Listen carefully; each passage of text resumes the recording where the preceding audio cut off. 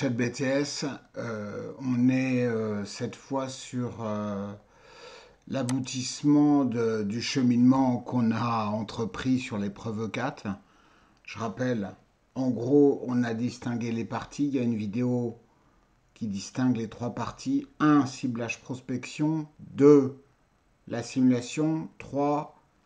Mutualisation et exploitation de l'info commerciale. On a aussi fait une vidéo sur les annexes et on a aussi détaillé effectivement le cycle de vente, ou alors on va le faire. Et on a parlé des paramétrages aussi dans une vidéo qu'on va peut-être actualiser avec les derniers paramétrages que j'ai pu observer en CCF. Aujourd'hui, on propose un truc important. C'est une proposition, on est bien d'accord. C'est une proposition de templates pour la présentation. La présentation, c'est évidemment la clé. En tant que telle, elle n'est pas évaluée. Mais par contre, effectivement, c'est la relation entre l'oral et cette présentation qui va être déterminante. On rappelle que les fiches ne sont pas notées. Par contre, effectivement, elles vont être lues, elles vont donner lieu à un paramétrage. Par contre, votre oral, votre façon d'interagir avec la présentation sont déterminants. Et c'est pour ça que moi, je ne peux que recommander des simulations. À l'oral, évidemment, il faut en faire. Hein, c'est la clé de tout. Hein. Donc là, on a quoi? On sait que la première partie, on doit parler du ciblage et de la prospection. On sait qu'on doit introduire, évoquer sa mission. On sait qu'on doit introduire des nouveaux paramétrages. On s'arrête. On passe dans le théâtre, la simulation. Et troisième partie, mutualisation et exploitation de l'info commerciale. Donc vous voyez, il y a beaucoup de paramètres et c'est pas si simple effectivement parce que on peut pas d'emblée dire coucou, voilà, ciblage c'est ça. Il va falloir distinguer. Alors prenez cette proposition de présentation avec recul, intelligence, recul critique. Moi, c'est ce que je suggère à mes étudiants. Après, par expérience, c'est évidemment ce qui match avec les attentes du jury, mais encore une fois, abordez-le avec recul critique. Ok. Première partie, alors, basique. Nom de l'entreprise, raison, adresse, historique, concurrent. Présentation rapide, je dis graphique là. Graphique, photo. Pas trop de texte. Le texte, vous le lisez. Le texte, il ne sera pas lu. Je précise que vous êtes dans une salle. Il y a à une table. Donc ça signifie qu'il y a du bruit, que vous n'aurez pas un écran, vous aurez peu de batterie, les jurys ne vont pas lire, ils sont saoulés, ils ont vu passer 10, 15 candidats, ils seront saoulés, ils ne liront pas. Il y a des stratégies, on les évoquera, je les ai évoquées dans les annexes, mais ça veut dire que pas trop de texte, des visuels, des graphiques. Là, on a des choses simples. Voilà. De quoi on parle? Vous savez, c'est le qui, quoi, quand, etc. Là, on pose les fondations. Ok, première slide. Deuxième salle, le marché, rapide. Marché en volume, unité, chiffre d'affaires ou pourcentage. En volume ou en chiffre d'affaires. Les 4 P, rapidement, pas de littérature. Le produit, la communication, le positionnement prix et effectivement les canaux de distribution. Voilà, voilà. On fait simple, on est rapide. On ne perd pas de temps, on brasse déjà l'univers des 4 P, on sait de quoi on parle, ou le positionnement, voilà, c'est clair. 2 slides. On passe à la troisième. Cette fois, vous voyez, ça y est, on rentre dans le vif du sujet. Évidemment, on n'a pas fait un SWOT, c'est pas le problème du SWOT là. Le SWOT, l'étudiant qui fait un SWOT là, c'est zéro. Bien sûr, le SWOT, ça relève de l'intuitif, du feeling et ça relève de la veille, pour le coup. La prospection, les modalités de prospection. Quand je dis les modalités, ça va être inbound ou outbound. On est d'accord. La segmentation, B2C, B2B, CSP+, démographique, financière, âge, démographique, voilà.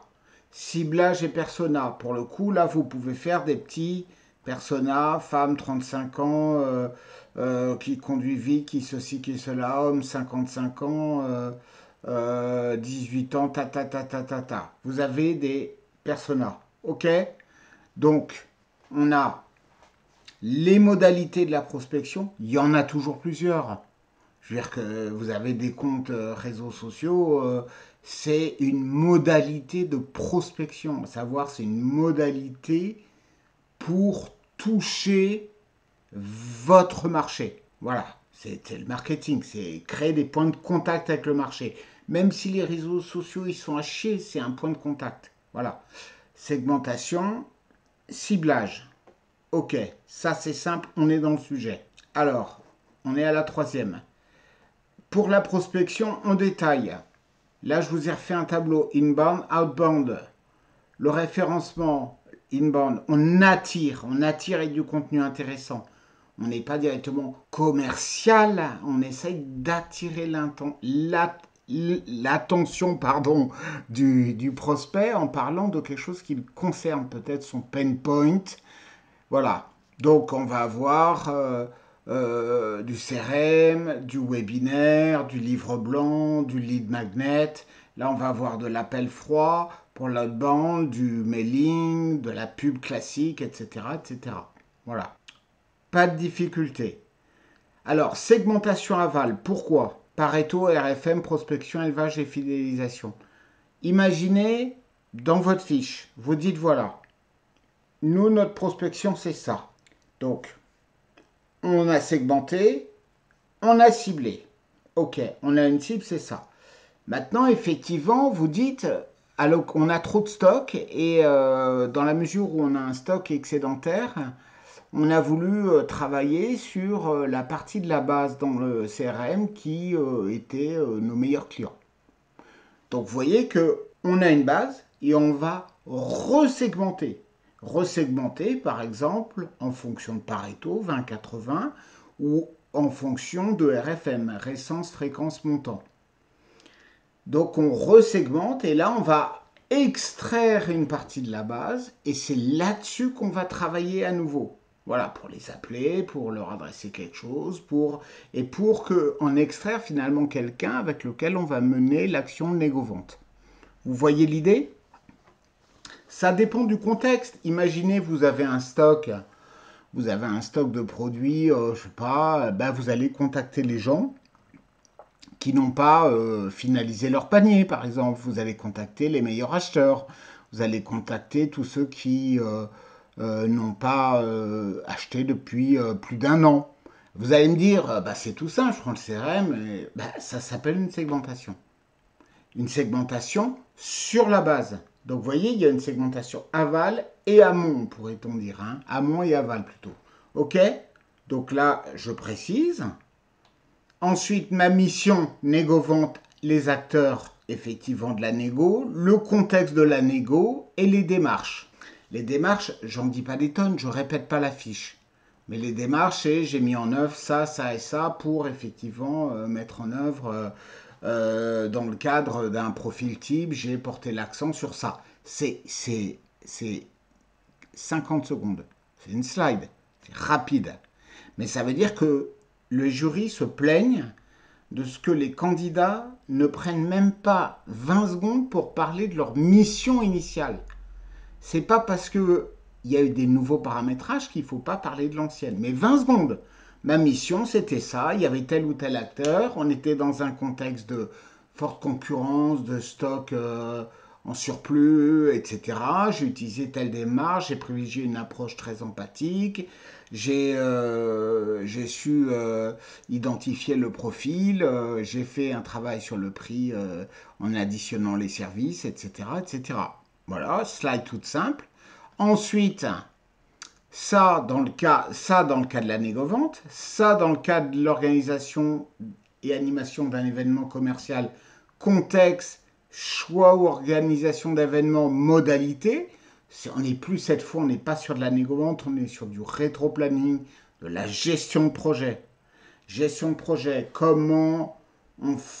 pourquoi on choisit ce salon, comment on l'organise, comment on fait pour générer de l'animation pour générer de l'attraction, pour attirer le prospect, pour attirer de la donnée dans nos bases, pour l'exploiter ensuite, etc., etc. Pas de difficulté. Ensuite, retour sur ma mission négo-vent, difficulté, préconisation. Et là, ça y est, on arrive et on présente les contextes du nouveau paramétrage, acteur, contexte, objectif, et là on se tait. Voilà. Donc l'intérêt, c'est que là, vous avez parlé de la prospection, vous avez parlé du ciblage, vous avez parlé de la segmentation, vous avez parlé des personas, vous avez présenté votre entreprise, vous avez rapidement présenté votre mission initiale sur laquelle vous allez être interrogé sur la simulation, vous avez présenté les difficultés avec recul critique et vous avez introduit le contexte de la simulation qui arrive, du nouveau paramétrage. Donc c'est parfait. Voilà. Hop, maintenant on passe au 3. Le 2, vous refaites des slides évidemment, ou pas d'ailleurs, pendant les 40 minutes où moi je vous le suggère, mais elles vont être faites pendant les 40 minutes de préparation. On refera une vidéo dessus le cas échéant. Hein. La troisième partie, elle est importante. Il y a 4 étapes à noter, en gros. Il y a veille et collecte, stockage, exploitation et valorisation, partage et exploitation commerciale. C'est tout simple. Veille et collecte, c'est quels outils, quelles sources. SWOT, Pestel, bien sûr, tout à fait possible en annexe. Parce que là, les mettre sur le PowerPoint, c'est trop long, vous lirez, etc. Vous les mettez en annexe ou vous les évoquez rapidement. C'est des outils que vous préconisez, que vous avez utilisés, etc. Ensuite, dès qu'il y a des données, vous dites comment elles sont stockées. Est-ce que c'est du cloud? Est-ce qu'il y a du cloud partagé? Est-ce que c'est un drive partagé? Est-ce qu'il y a une solution dans des grosses boîtes? Il peut y avoir des intranets avec un moteur interne qui permet de chercher dans le cloud. Mais il suffit de pas grand-chose. Il suffit que ce soit un dossier partagé. C'est tout simple, il faut répondre à ça. C'est du stockage. Comment on fait pour stocker les données? Elles sont où? Sur mon poste, elles se baladent, elles sont pas rangées. Voilà, veille et collecte, c'est les sources, les outils utilisés, les Google Trends, les outils de veille, il y en a 100 000, les hashtags, les réseaux sociaux, les ceci, les cela, la presse spécialisée, les newsletters. Le stockage, c'est tout simplement où sont rangées les données. Ensuite, ici, ça c'est important. Exploitation et valorisation des données. Faut le dire comme je vous le dis là. Une donnée en tant que telle ne signifie rien. Elle n'a de valeur que si on l'enrichit, que si on la valorise. Pour ça, il faut la qualifier, la croiser, l'enrichir.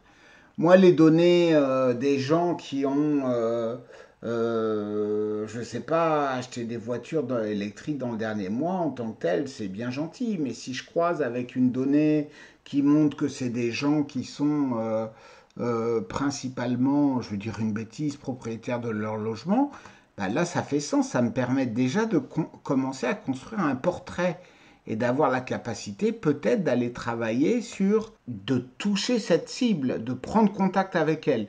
Donc vous voyez que c'est un travail de valorisation. Et ensuite, le dernier point, c'est partage et exploitation commerciale. Et là, c'est la synergie. Est-ce que la mutualisation et l'exploitation passent par le fait de casser les silos? À savoir, les silos, c'est des tours isolées, autonomes. Une tour marketing, une tour commerce, une tour finance, une tour ceci. Est-ce que on casse les silos et on partage l'info? Voilà. Donc c'est tout. Et ensuite, les difficultés et préconisations, il y a les silos, il y a de la rétention entre services, on n'a pas la culture du collaboratif, on a encore des tensions entre marketing et commerce, entre finance et marketing, entre après-vente et commerce. Voilà, bon, c'est des choses qui sont des fondamentaux basiques dans chaque entreprise, mais vous les exprimez avec recul critique, c'est vachement important, avec vos mots, sans vous culpabiliser, parce que votre boîte serait une boîte qui n'aurait pas bien géré. C'est pas votre note, c'est pas sur votre boîte, c'est sur votre regard en tant que professionnel. Voilà. Ok, vous relisez cette vidéo et ensuite, bah, c'est fini. Mais n'oubliez pas que si vous posez des questions sur la mutualisation, je le reprécise, les questions sur la partie 3 peuvent concerner les deux fiches et pas seulement la fiche qui a été désignée pour la simulation. Cette vidéo, je vais tester la première, la mettre en première. Donc un chat va être ouvert, vous posez toutes vos questions, j'y répondrai de toute façon par chat. On en refera une autre, un FAQ, s'il y a des questions. Et à votre disposition, besoin d'un accompagnement personnalisé, vous avez tous les éléments, vous avez mon mail, vous avez mon numéro. Besoin de vidéos spécifiques, vous me faites un mail.